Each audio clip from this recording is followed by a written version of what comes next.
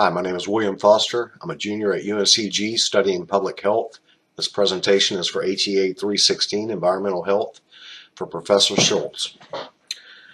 Hydraulic fracturing is a method of extracting natural gas through a process of injecting a pressurized liquid known as fracturing fluid deep into shell rock formations to break the rock or fracture it open and prop the fracture open to allow natural gases to be harvested from wells.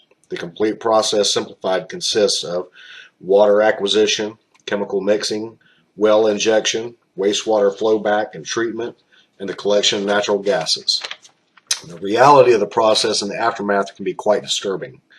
Hydraulic fracturing has driven our economy as of late with low domestic fuel prices and financial gains from exports. The price we pay for this new economy is a ravaged landscape and contamination on many levels. The controversy over hydraulic fracking is mainly the contamination of our water, soil, and air.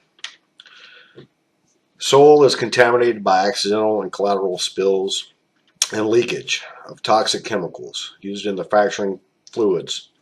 The effect on soil is still being studied, but preliminary results are not promising.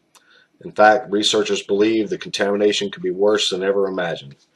Radium contamination was found at spill sites, indicating radioactive material soaking into the ground.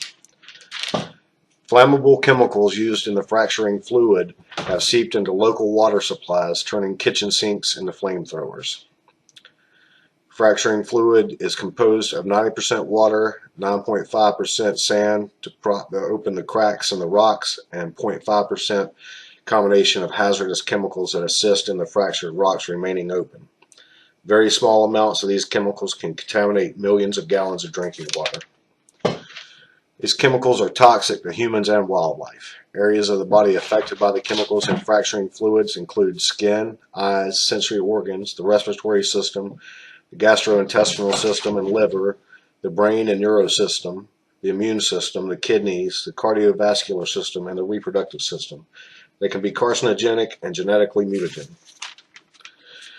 The air is affected in a number of ways. The high volume of semi-trucks in and out of well sites are destructive, but the wells themselves emit high levels of methane. Every stage of the hydraulic fracturing process pollutes the air in some way or fashion. Besides contaminating the water, the issue of water use is also controversial. Hydraulic fracturing depletes fresh water supplies, and the water used to fracture wells is in the billions of gallons and could supply millions of people. Water stress is a global issue, and we need to evaluate the way industry and agriculture use water. Earthquakes are another frightening phenomenon associated with hydraulic fracturing, and the occurrence of seismic activity has increased exponentially during the past decade as fracking projects have increased. Solutions to control the disastrous effects of hydraulic fracturing should include enacting safeguards, protecting valuable lands, and enforcing laws.